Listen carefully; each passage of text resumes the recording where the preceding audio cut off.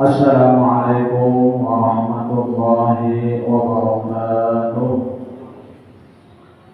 Bismillahirrahmanirrahim.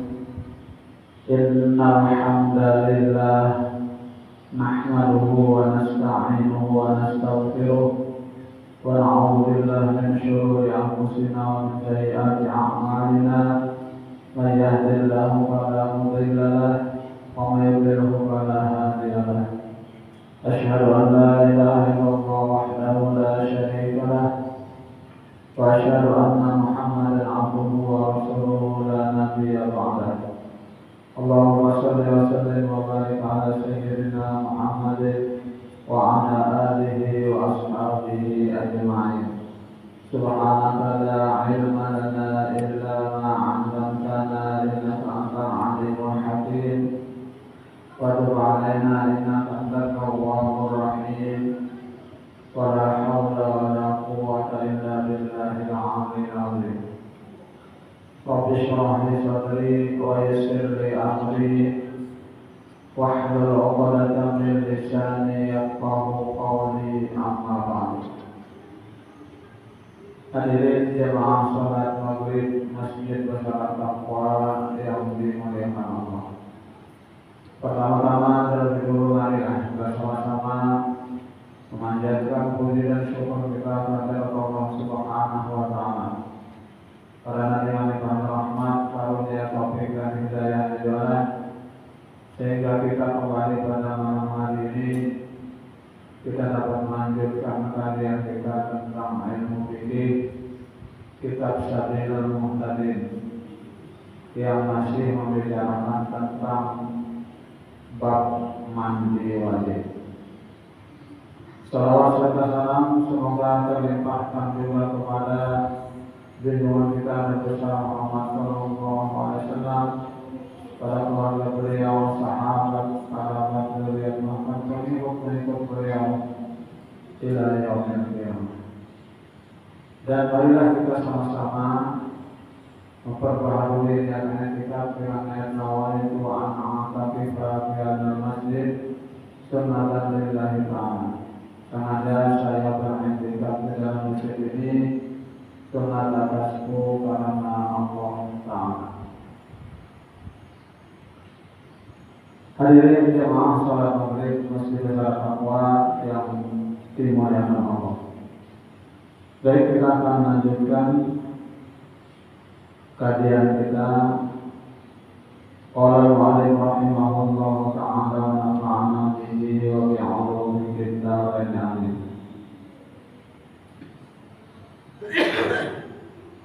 Kalau seseorang mandi dengan menyelam ke dalam air, memadailah dalam menikahi dengan melakukan pada tubuhnya 3 arus air. 3 arus air. Namun airnya itu jangan mengalir.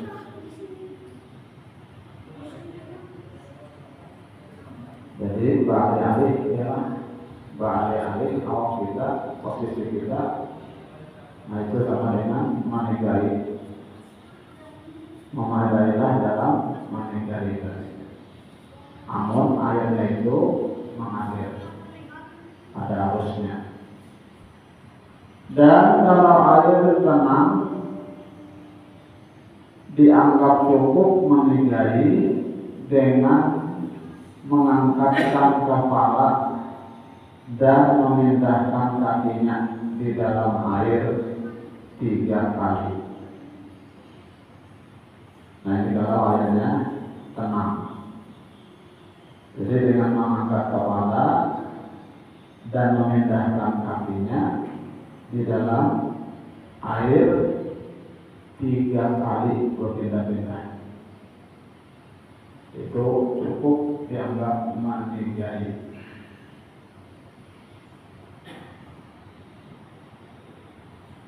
Atau dengan berpindah di dalam air dari tempatnya berdiri ke tempat lain 3 kali. Itu cara manegari. Demikianlah juga mengakalkan niat semenjak permulaan mandi sampai selesai mandi. Jadi niat mandi tadi itu berkepatan mulai saat mandi sampai selesai mandi.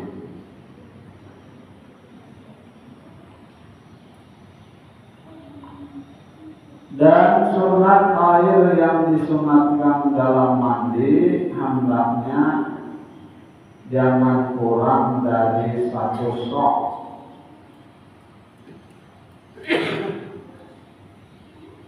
Dan sunat air yang disunatkan dalam mandi hendaknya jangan kurang dari 1 sok, 1 gantang gitu. Dan air untuk berwudu jangan kurang dari 1 mud air berwudu. Kalau air untuk mandi 1 sok sagantang gitu. Dan air untuk wudu itu 1 mud. 1 mud ini kurang lebih 1 liter, kurang dari 1 liter, ya kurang lebih.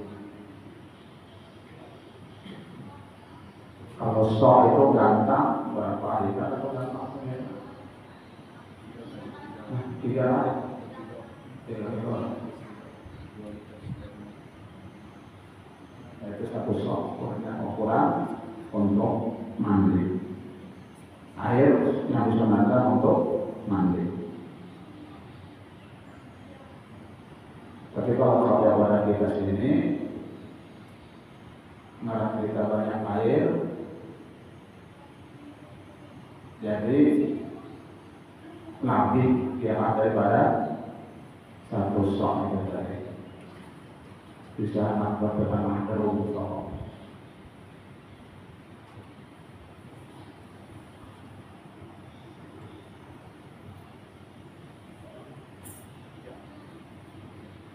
Karena Nabi SAW mandi dengan air 1 sok.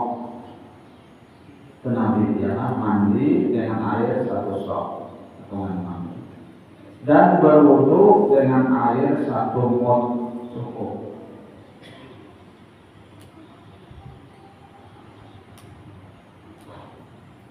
Dan orang yang lebih besar atau lebih kecil tubuhnya hendaklah ditambah atau dikurangi dari takaran tadi yang disesuaikan dengan keadaan tubuhnya. Itu tubuh ideal ya, tubuh yang besar, tubuh yang sedang. Kalau Kalau misalnya orangnya kanan, tambah lagi.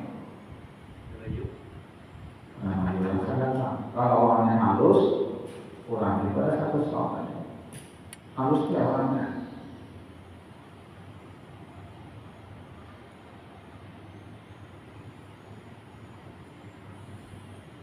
Nah itu ukuran air yang disunahkan untuk mandi dan berwudu menurut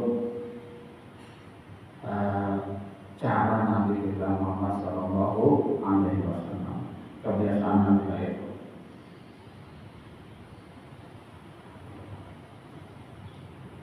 Sunnah mualat dalam mandi seperti dalam berwudu. Sunnah mualat dalam mandi seperti dalam berwudu. Dan sunnah bagi perempuan yang dalam keadaan haid atau nifas sebelum mandi mengeringkan bekas darah dengan kasturi umpamanya.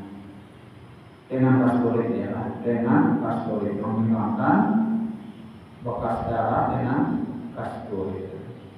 Umpamanya dibubuhi kasturi pada kapas, kemudian dimasukkan ke dalam liang vaginanya sampai batas yang wajib dibasuh. Karena yang demikian itu disuruh oleh Rasulullah SAW. Karena itulah dikatakan sunnah muakkad. Sunnah muakkad. Makruh meninggalkannya karena dengan cara itu dapat membersihkan vagina dan mempercepat kehamilan. Ya. Karena dengan cara itu dapat membersihkan vagina dan mempercepat kehamilan. Demikianlah yang tersebut di dalam kitab Tuhfah. Jika tidak diperolehnya kasturi, maka sunat dengan wangi-wangian yang lain. Sunat dengan wangi-wangian yang lain. Dan kalau juga tidak didapat sunat wangi-wangian yang lain, sunat dengan tanah lumpur. Dan kalau juga tidak didapatinya, sunat menghilangkannya dengan air. Dengan air terakhir. Dan ini semua kalau perempuan tadi bukan dalam keadaan iddah wafat dan bukan dalam keadaan berihram. Kalau dia dalam keadaan iddah wafat atau dalam keadaan ihram, maka haram memakai kasturi dan wangi-wangian yang lainnya. Tetapi bagi yang beriddah wafat, ya, sunat membubuhi sedikit sesuatu cairan yang digigit dari pucuk daun pada vagina, sekalipun daun yang berbau-bau, maka dimanfaatkan karena sedikit dan adanya hajat ialah untuk mengharumkan tempat itu. Sunat jangan mandi atau berwudu pada air yang tenang, yang sempit, ya, agar air itu terpelihara dari tercemar. Dan sunat bagi orang yang junub karena keluar air mani bahwa jangan mandi terkecuali sesudah kencing. Jangan mandi terkecuali sesudah kencing atau kami dulu. Ya, ini bagi orang yang junub. Jangan mandi dulu kecuali selesai bak kami, jadi dibawa bak kami dulu. Ya, supaya betul-betul bersih, ya, bersih yang bekas air mani tadi. Kalau yang masih ada ketinggalan, jadinya di bawah kami itu bersihnya. Kalau dari bawahnya bak kami langsung mandi, keluar pulang kena bahasa pulang mandinya. Bahasa pulang mandi, ya, keluar pulang. Ada bersih lagi. Makanya harus dibawa makanya jarak kencing dulu hanya mandi.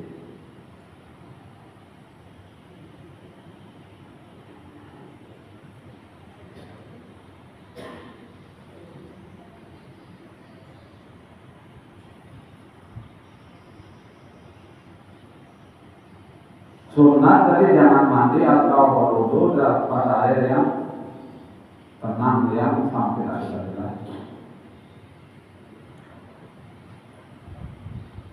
Dan sunat bagi orang yang junub karena keluar air mani bahwa jangan mandi terkecuali sudah kencing. Karena jika didahulukannya mandi dari kencing, yang mungkin air mani yang masih tertinggal dapat keluar bersama dengan air kencingnya, maka batallah mandinya. Nah, yang mengkawal lagi ya karena ada tadi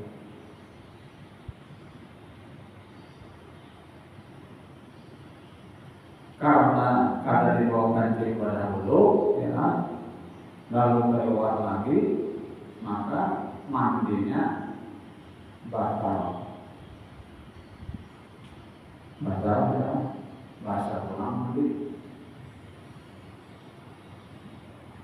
Jadi sebelum mandi harus dibawa kencing dahulu supaya air mani tadi benar-benar bersih.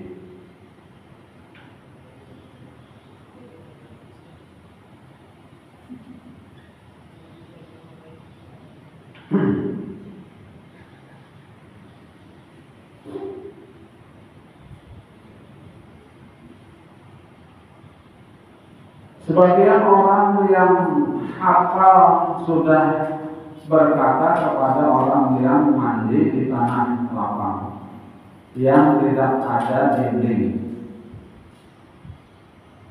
Sebagian orang yang hafal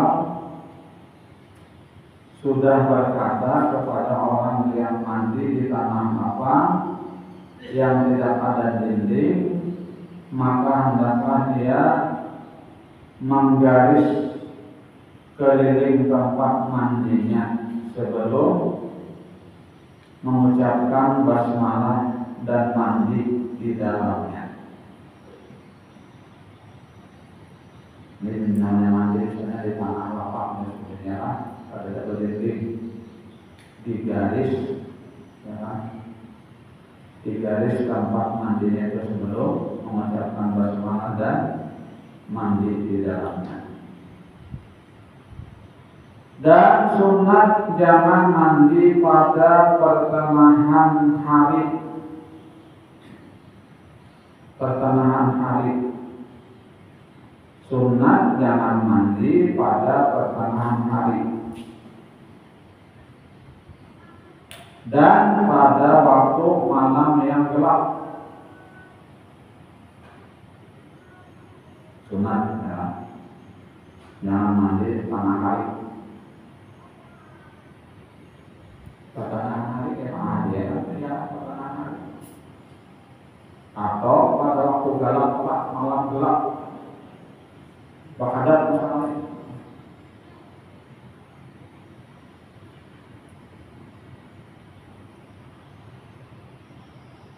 Sunat jangan masuk ke dalam air melainkan dengan menggunakan kain yang menutup auratnya.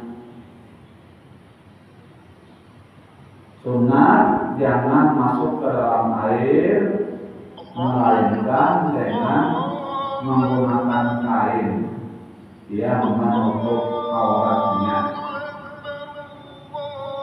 Dan jika ia ingin meninggalkan kainnya sesudah tertutup auratnya dengan air,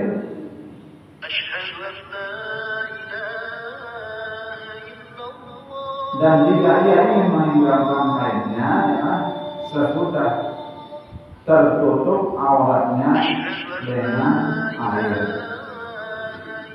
Artinya melepas kainnya tadi boleh-boleh aja, tapi sesudah masuk ke dalam air. Ya, sudah masuk ke dalam air, jangan lepas kainnya. Tapi kalau masuk ke dalam air, sunat pakai kain tadi. Ya, apa sarung kan, celana, apa lagi itu? Celana yang satu apa sampai dia turun, sampai kayak kuku lagi, kayak bawah nih. Nah,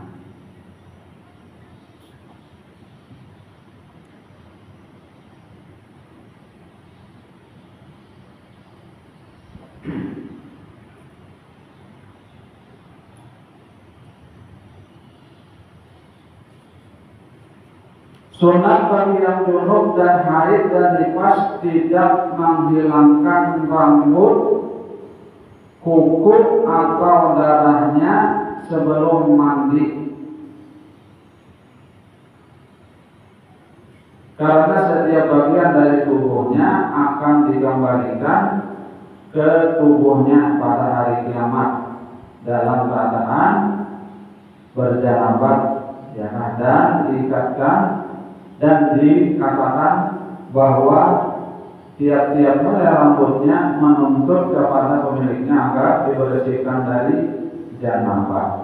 Maksudnya ini bagi umumnya ini banyak ini bagian kedua, ketika sedang haid, menstruasi, jangan apabila kita menyisir rambut yang jatuh yang terlepas itu dikumpulkan, atau menyetak kukunya dikumpulkan, jangan dibuang langsung. Karena ketika kita mandi barasi, bawa mandi rambut atau kuku itu tadi, ini banyak kelebihan yang kita tahu nih. Basuh rambut ketika haid itu anak asing, menyurai rambut keretarunan rambut rontok, padahal lagi menstruasi, lagi men atau lagi haid atau nifas itu lawas 40 hari ya. Nah, itu hati-hati bagi perempuan ketika sedang menyisir rambut atau menangkap kuku. Tolong kukunya dan rambutnya itu disimpan, dibungkus dengan apa, disimpan, dikumpulkan.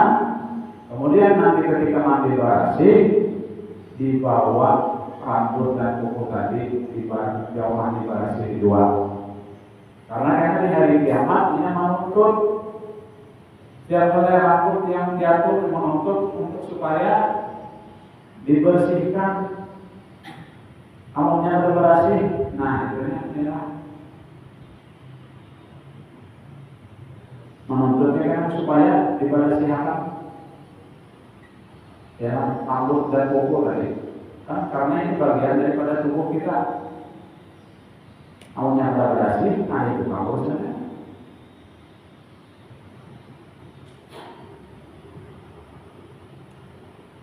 Ya, bagi ujian dan yang ujian yang ada haid menyalah melagian itu ada pengusaha men haid segala macam. Cuma kalau waktu junub saja ya kan, kalau junub jangan sampai rambut kita disisir kalau rontok bawa mandi, rambutnya rontok gitu tadi.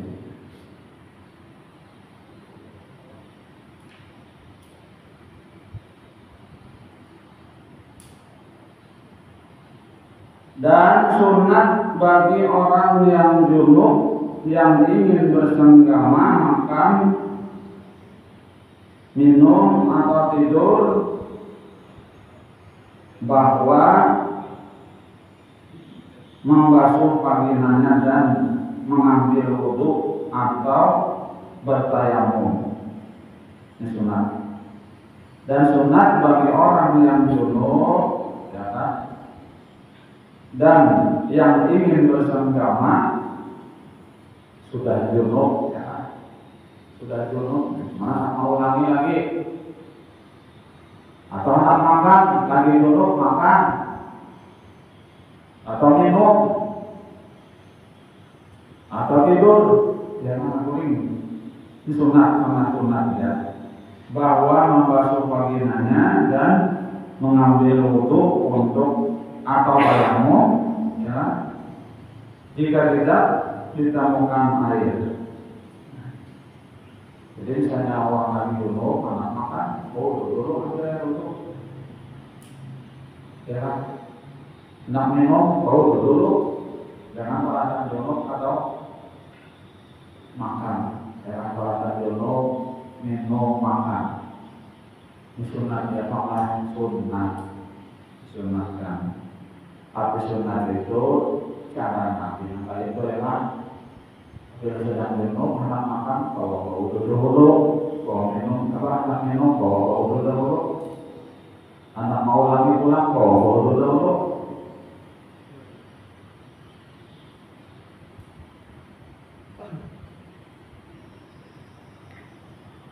Dan sunat bagi perempuan yang darah haid dan nifatnya berhenti, yang ingin makan, minum atau tidur dan ingin memperoleh pahala, sunat membasuh vaginanya terlebih dahulu.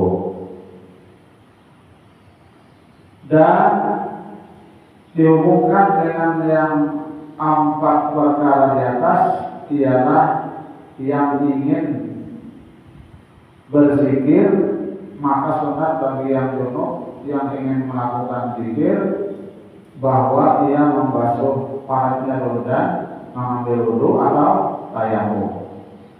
Karena Nabi SAW dikala para sahabat memberi salam sedang beliau dalam keadaan junub, maka beliau bertayamum dahulu kemudian menyahut salam. Nah itu Nabi ya. Jadi ketika sedang junub ada orang memberi salam, Nabi ini jadi kita menyahut dulu sebelum tidak tayamum atau tidak berwudu. Nah, kita sampai di sini dulu yang dapat sampaikan. Mudah-mudahan ada manfaatnya. Mudah-mudahan Allah SWT mengampuni semua dosa-dosa kita, dosa orang tua kita, guru-guru kita, dan kaum muslimin dan muslimat. Dan mudah-mudahan Allah SWT mengabulkan segala hajat dari kita muslim muslimat. Dan mudah-mudahan Allah SWT menjaga kita dan husnul khotimah. Amin amin ya rabbal alamin. Subhanallah wa bihamdihi asyhadu an la ilaha illa anta astaghfiruka wa atubu ilaik. Wassalamualaikum warahmatullahi wabarakatuh.